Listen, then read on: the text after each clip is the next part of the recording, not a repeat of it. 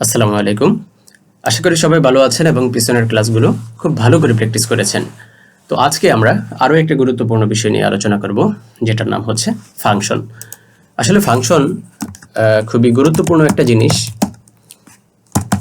তো ফাংশনটা কীরকম? ফাংশনটা হচ্ছে এরকম যে আপনি আসলে কোনো একটা কিছু ফাংশনের ভিতরে ইনপুট করবেন, এরপর ভিতরে প্রসেসিং হবে, এরপর আউটপুটটা দেখাবে। আসলে এটা নর্মালি আপনি এরকমভাবে বলতে পারেন যে আমরা গ্রামের বাড়িতে অনেক সময় দেখতাম যে একটা মেশিন, তো আমরা সবাই বস্তা ভরে ধান নিয়ে যেতাম।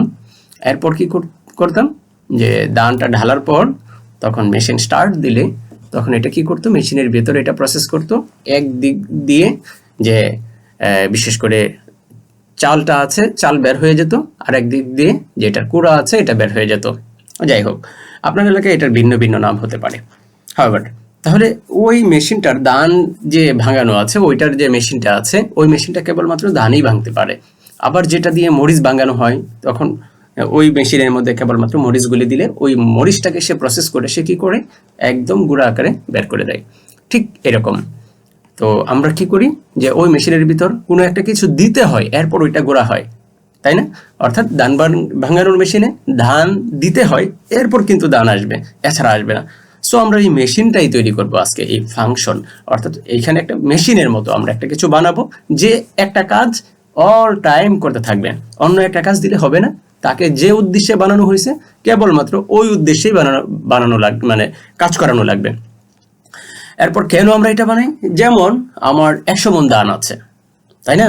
তো এটা আমি ইচ্ছা করলেই আসলে ঢেকে দিয়ে বাঁধতে পারবো না, যার জন্য আমাদের কি দরকার? মেশিন দরকার। ঠিক এরকম আপনার অনেক কাজ থাকতে পারে প্রোগ্রামিংয়ে। তো যেহেতু অনেক কাজ থাকবে, তখন আপনি প্রত্যেকটা লাইন বাই লাইন আপনি লিখতে পারবেন না, বা আপনি পারলেও বছরের পর বছর একটা নর্মাল জিনিসে চলে যাবে। However it is. এখন আমরা যেটা করব ওইটা হচ্ছে, তাহলে আমাদের মেশিনে কি করতে হবে? একটা কিছু ইনপুট করতে হবে। এরপর সে কি করবে? এরপর সে এটাকে প্রসেস করবে। এরপর কি হবে? এরপর সে কি করবে? আউটপুট দেখাবে।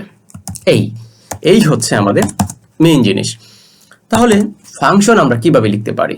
ফাংশন লিখতে পারি প্রথমে ডিইএফ, অর্থাৎ ইংরেজি শব্দের ডেফিনেশন শব্দটার শুরুর অংশটা আমাদেরকে লিখতে হবে। সো ডিইএফ লেখার পর আপনি দেখেন এটার মানে কালারটা চেঞ্জ হয়ে গেছে। সো এটা হচ্ছে পাইথনের একটা রিজার্ভ ওয়ার্ড। আপনি এটাকে অন্য কোনো কাজে ব্যবহার করতে পারবেন না, কেবলমাত্র পাইথনে ফাংশন ইউজ করার ক্ষেত্রেই আপনি ইউজ করতে পারেন। সো ফাংশনের একটা নাম দিতে হবে। তো আমরা একটা নাম দিই। কি নাম দিই? হতে পারে এটা কলিং বেল। কলিং বেল এমন কিছু হতে পারে। এখন যখন একটা কলিং বেলে কেউ ক্লিক করে, তখন কিন্তু একটা রিং টোন বাজে, তাই না? অথবা মনে করুন যে ওয়েলকাম জানায়, আসসালামু আলাইকুম এই বলে, যে দয়া করে দরজাটা খুলে দেন। ওকে, তো এখন মনে করেন যে আমাদের এখানে কি হবে? একজন অতিথি আসে, তো আমরা এখানে লিখতে পারি অতিথি। অতিথি এরকম, আপনি সংক্ষেপে লিখতে পারেন ও, আর যে কোনো একটা কিছু, অথবা আপনি লিখতে পারেন গেস্ট। এই তো এমন একটা কিছু। এরপর আপনি কি দিবেন? কোলন দিবেন। কোলন দিয়ে নিচে আসেন। আসার পর একটু লক্ষ্য করুন, ঠিক এটা কন্ডিশনাল স্টেটমেন্টের মতো, সে কিন্তু এখানে একটা ট্যাব ছেড়ে দিয়েছে। সো আমরা এখানে লিখব প্রিন্ট। আমরা এফ স্ট্রিং ইউজ করতে পারি, এটাকে বলে এফ স্ট্রিং। এটা আমরা আরও দেখবো নেক্সট টাইমে, আপাতত এখানে দেখুন। তো ওয়েলকাম। এরপর আপনি ওই যে আপনার গেস্টের কথাটা এখানে উল্লেখ করে দিন, কোন গেস্ট আসলো। এটা তো আমরা মানে ফাংশন স্টার্ট হওয়ার পর, অর্থাৎ দরজা খোলার পর আমরা দেখি কোন গেস্ট আসলো। তো আমরা এখানে লিখে দিলাম আপাতত গেস্ট। তো ওয়েলকাম, ওই গেস্টের নাম আসবে। এরপর প্লিজ কাম ইন, আমরা এটুকু বলে দিলাম। তো এটা আসলে আমরা কিভাবে ইউজ করতে পারি? তো আমরা নর্মালি যদি এটা রান করি, এটা কিন্তু রান হবে না, তাই না? আমরা মেশিনের ভেতরে যদি আমরা ধান ঢেলে দেই, এরপর কিন্তু মেশিন স্টার্ট না করলে কিন্তু আসলে এটা কাজ করবে না, এটা ধান নিয়ে বসে থাকবে।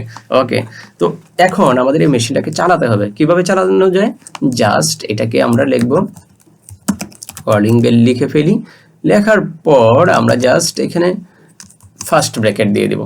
এখন ফার্স্ট ব্র্যাকেট দেওয়ার পর এখানে যে গেস্ট আসলো তার নামটা এখানে দিয়ে দিতে হবে। যেমন মনে করেন রহিম নামে একজন গেস্ট আসছে, আমরা এই রহিমের নামটা এখানে দিয়ে দেব। তো আমরা এটাকে যদি রান করি, দেখুন welcome Rahim, please come in.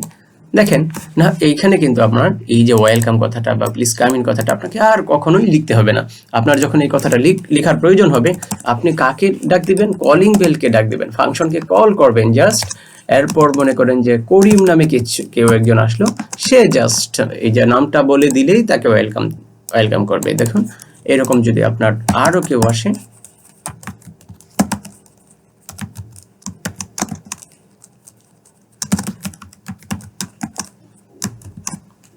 ঠিক ফাংশনটা এভাবেই কাজ করা শুরু করবে, তাই না? অনেক সহজ, অনেক সহজ।